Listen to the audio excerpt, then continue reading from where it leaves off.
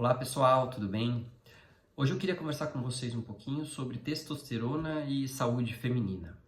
Ahm, Infelizmente eu observo na mídia social um certo alarmismo em relação à diminuição hormonal e consequências para a saúde feminina, né? Existe um discurso de que em torno dos 35 anos, as mulheres começam a perder a produção, né, de hormônios por seu ovário, né, entre eles a testosterona, e isso vai trazer consequências importantes para a sua saúde, né?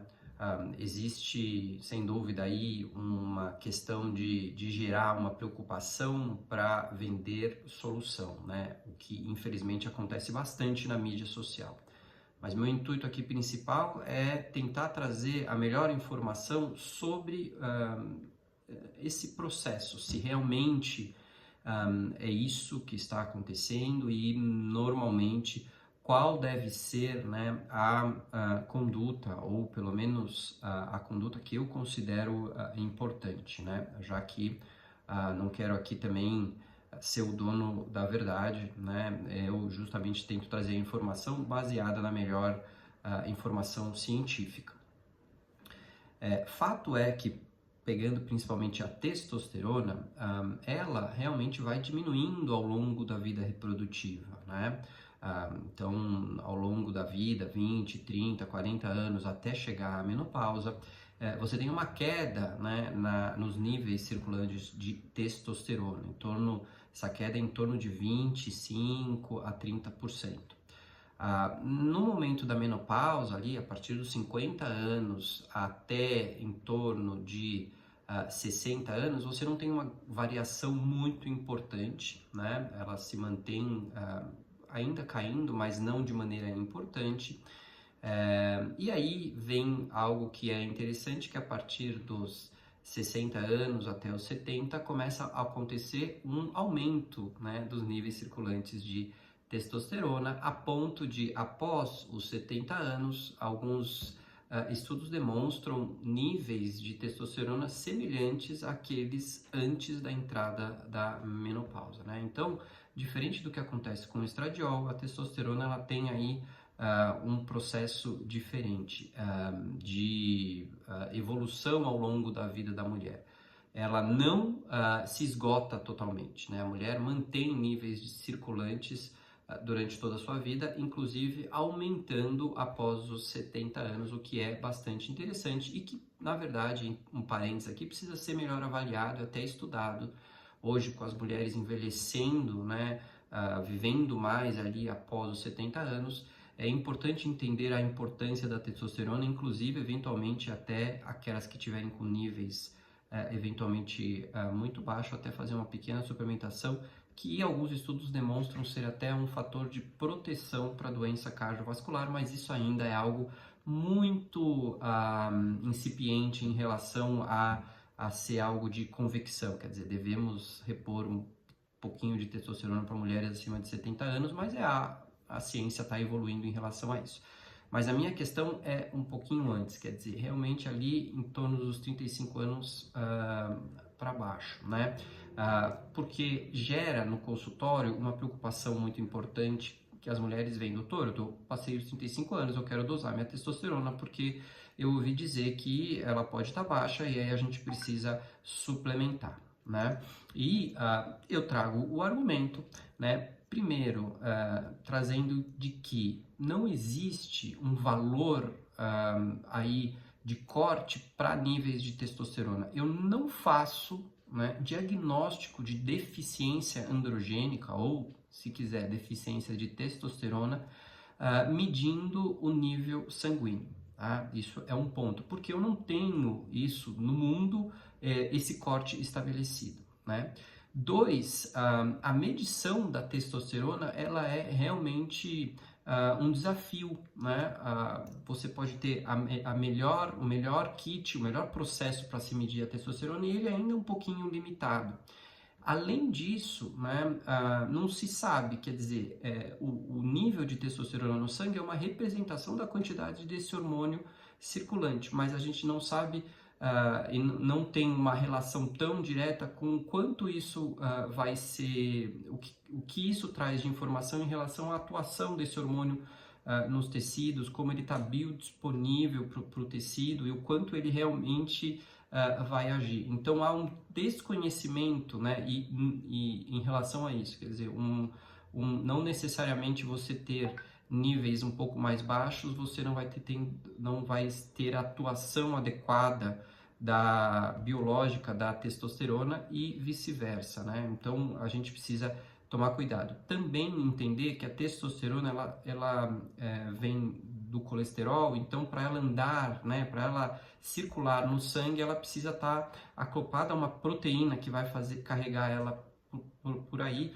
E aí essa proteína pode ser a SHBG, né, que é uma proteína que carrega hormônios sexuais, ela pode estar ligada a uma outra proteína que é a albumina. E então a grande maioria da testosterona circulante está ligada a proteínas e normalmente não tem uma capacidade de atuação biológica, né? Então apenas 2%, entre 1 e 2% da testosterona que está no estado livre, que provavelmente seria essa que teria alguma atuação biológica, apesar disso também ser em alguns estudos contestado, né? Quer dizer, às vezes também essa testosterona livre ela pode ser quebrada e eliminada sem ter um efeito biológico, então também não se sabe se exatamente ela teria uma possibilidade de ter ação biológica, né? Por isso que hoje se considera interessante medir a testosterona total, né? E não testosterona livre e tal, para saber como está o status da testosterona, mas se mede em situações muito específicas, né? Ou para fazer diagnóstico de doenças hiperandrogênicas, como a síndrome ovário policístico, ou para fazer o segmento de mulheres que estão utilizando testosterona, né? Quer dizer, tá fazendo uso de testosterona, o médico quer saber como que tá, ele pode medir a testosterona sanguínea para ter uma avaliação. Seriam esses os principais motivos para se dosar a testosterona. Dito isso, depois de ter essa conversa com as mulheres, eu falo, mas você está sentindo, do ponto de vista clínico, algum problema? Né? E elas falam, não, doutor, eu estou mais cansada, eu estou menos disposta, tá acontecendo isso. E, logicamente, que a primeira pergunta que vem é, mas você está tendo bons hábitos de saúde? Você está fazendo atividade física? Você está se alimentando direito? Você está dormindo bem? A grande maioria, tá? A grande maioria não está, né? Então, associar uma queda de hormônio para sintomas, mas que, na verdade, há muito mais racional desses sintomas serem relacionados a outros fatores que não necessariamente a queda da testosterona. E outro ponto que eu advogo em relação a essa, vamos imaginar que a gente vai suplementar a testosterona para você e vamos ver qual vai ser o resultado. E aí a pergunta é, será que essa mulher em que a gente suplementa a testosterona, ela vai ter o benefício de melhor bem-estar, melhor desempenho físico, melhor cognição, que muitas querem, né? Muito melhor do que ela ter uma boa noite de sono? E a resposta hoje, baseada na ciência, não é tão clara. Quer dizer, na verdade, hoje se tem que, para efeitos de sintomas emocionais ou mesmo cognitivos, a testosterona não deve ser indicada. A grande indicação, né, para a testosterona seria, sim, para sintomas de queixas sexuais, né, ou queixas sexuais. Seria essa a principal indicação para o uso da testosterona, né? E lógico que quando a gente fala em queixas sexuais, a gente tem que pensar na sexualidade feminina, que é algo extremamente amplo, extremamente complexo, não é só maior ou menor nível de testosterona que vai definir isso. Existem várias variáveis envolvendo a saúde sexual feminina que também devem ser abordadas. Então, será que se eu fizer só a testosterona eu também vou ter esse benefício? Então, eu entendo que antes da gente pensar em fazer uma suplementação, reposição de testosterona, e lógico, sempre em doses fisiológicas, porque doses suprafisiológicas você tem muito risco e não se tem também total conhecimento dos potenciais riscos, né, que isso pode trazer, e não se recomenda, a ciência e as sociedades não recomendam doses suprafisiológicas. A gente vai fazer doses fisiológicas, a gente vai tentar aumentar essa testosterona que teve essa queda de 25, 30% para voltar ao que era o nível no período reprodutivo e ver se ela tem algum benefício. Faz-se essa estratégia, se avalia, se ela teve benefício a gente pode manter, se ela não teve o benefício, se descontinua essa estratégia e aí pensa em fazer outras coisas.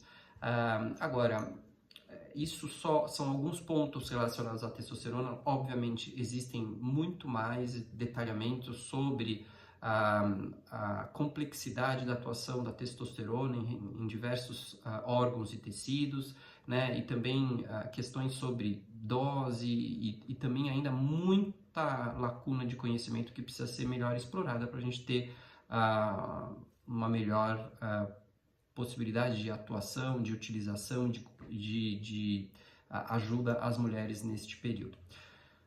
Bom, mensagem final é: tome cuidado com esse discurso de medo em relação à testosterona. A testosterona, ela tem aí a sua atuação biológica, ela pode, em algumas situações, trazer benefícios, mas não deve ser encarada como algo que deve ser feito para todas, para um melhor benefício em cognição, longevidade e saúde.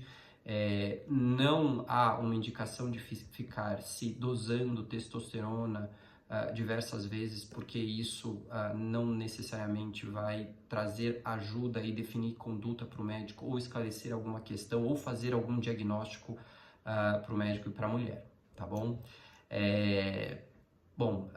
Obrigado pela atenção, para quem ficou até aqui, e a gente fica à disposição também para qualquer dúvida, né,